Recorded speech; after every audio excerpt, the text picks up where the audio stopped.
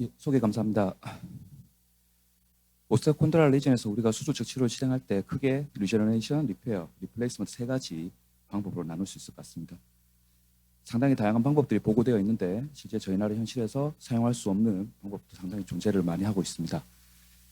오스테오콘드랄 리전 앵클의 오스테오콘드랄 리전 같은 경우에는 이렇게 카틀리지가 메인인 병변이 있을 수가 있고요.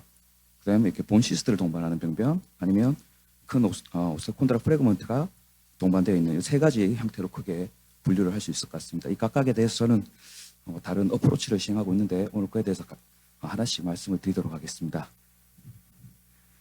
먼저 이렇게 콘드랄 연골 병변이 위주인 경우에는 전 비믹을 시행하고 있습니다. 일단 먼저 관절경으로 관절 안에 있는 연골 데브리들을 다 제거를 하고,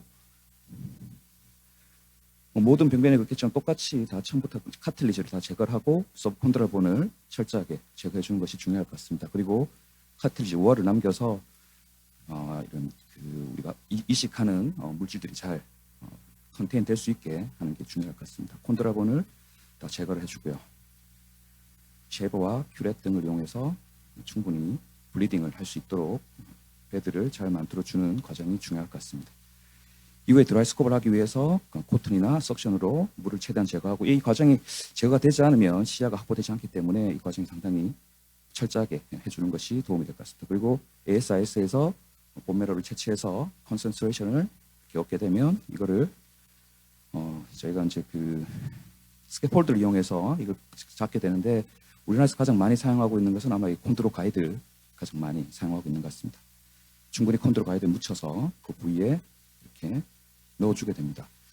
오픈을 하게 되면 우리가 이 사이즈를 매저하는데 크게 문제가 없지만 이렇게 관절경 하는 경우에는 사이즈 매저가 하는 게 쉽지가 않습니다. 그래서 여러 번 여기서는 보여드리지 않지만 여러 번 이렇게 좀 자르고 하는 과정이 반복이 되었고요. 그래서 이렇게 병변에 맞게 콘드로 가이드를 얹어주게 됩니다. 그 위에 남아있던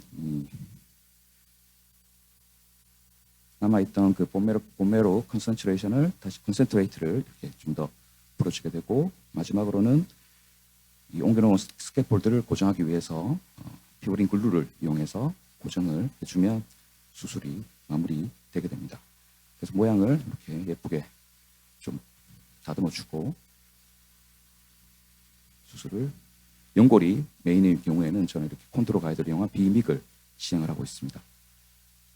다음으로 이렇게 시스트가 동반된 병변 같은 경우에는, 이 시스트가 큰 경우에는 오픈을 하든 오픈을 해서 이 봉골압을 충분히 시행하고 있지만, 시스트가 많이 크지 않은 경우에는 저는 이 떨어져 나온 카틀리지를 이용해서 이 카틀리지 내에 있는 콘드로사이트를 트랜스플란테이션 하는 방법을 사용을 하고 있습니다.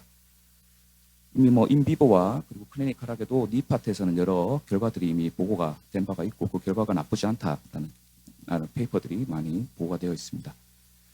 그래서 제가 이 시스트가 있는 부위에 왜 이 오토로그스 콘드 카틀리지 칩을 사용하냐고 하면, 이 우리나라에서 발표된 실험 동물 논문인데, 보게 되면 이렇게 카틀리지를 넣었을 때 카틀리지만 넣었음에도 불구하고 연골이 재생되는 것뿐만 아니라 본이 이렇게 같이 재생된다는 그런 연구 결과를 보고한 바가 있고, 이 저자들은 이런 현상을 아마 엔콘드랄 50K전에 같이 일어나기 때문에 이런 현상이 일어나지 않을까라고 추정을 하고 있었고, 결론적으로 저자들은 한 8mm 정도의 크기가 크지 않은 경우에는 굳이 봉골압을 하지 않고 이렇게 카틀리지 칩만 넣더라도 본을 재생하는 효과가 있지 않겠냐라는 가설을 제시한 바가 있습니다. 저도 여기에 어느 정도 동의를 해서 시스트가 있는 경우에는 카틀리지를 먼저 이렇게 제거해서 여기는 이제 버리지 않고 추후에 사용하도록 모아놓고 시스트를 충분하게 제거해 주는 것이 중요할 것 같습니다.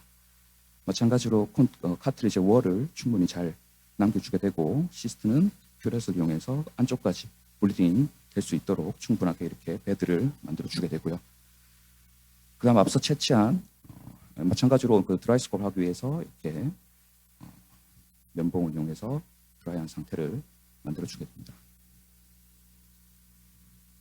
다음으로 이렇게 아까 나온 카틀리지 프래그먼트를 최대한 잘게 잘라서 이렇게 특별히 이렇게 저희 나라에 사용은 할 수 없지만 이렇게 내가 원하는 위치에 넣을 수 있는 기구가 있습니다. 이게 이렇게 카틀리지 칩을 넣은 후에 내가 원하는 부위에 이렇게 카틀리지 칩을 넣어주게 되고,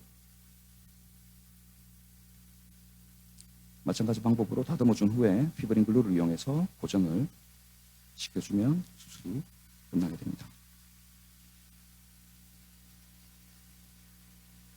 예, 마지막으로 이렇게 큰 오스테오콘드랄 프래그먼트가 있는 경우에는 이 프래그먼트 대부분 크기가 상당히 크기 때문에 이걸 제거하고 여기다 다른 뭔가 수식을 한다는 것 자체가 저는 좀 맞지 않다라고 생각을 많이 했었고, 그리고 고민하고 있던 차에 이미 2002년도에 이런 오스테오콘드랄 프래그먼트에 대해서 고정하는 방법을 보고된 바가 있는데, 뭐 다른 저자들은 스크류를 이용한다든지 아니면 업서버블 핀, 업서버블 스크류 같은 걸 이용하지만, 그런 것들은 포린바디 리액션이라든지 아니면 이 프래그먼트가 고정이 실패했을 때 그런 스크류나 그런 디바이스 때문에 오히려 더 카틀리지를 손상시킬 수 있다는 그런 문제가 있어서, 그때 일본 그룹에서 이렇게 이 프래그먼트를 그 디지털 TV에서 채취한 코티칼 봄팩을 이용해서 고정하는 방법을 보고한 바가 있고, 저도 여기에 아이디어를 얻어서 마찬가지로 이렇게 보통 이 병변은 포스란 미디아를 위치하는 경우가 많기 때문에 어프로치가 어려운 경우에는 미디아 말랄로 오세토미를 같이 시행하게 되지만, 포스란 미디아인 경우에는 FDL하고 포스란 티바리 스탠던 사이로 이렇게 들어가면 발을 도시 플렉션하면 이렇게 병변을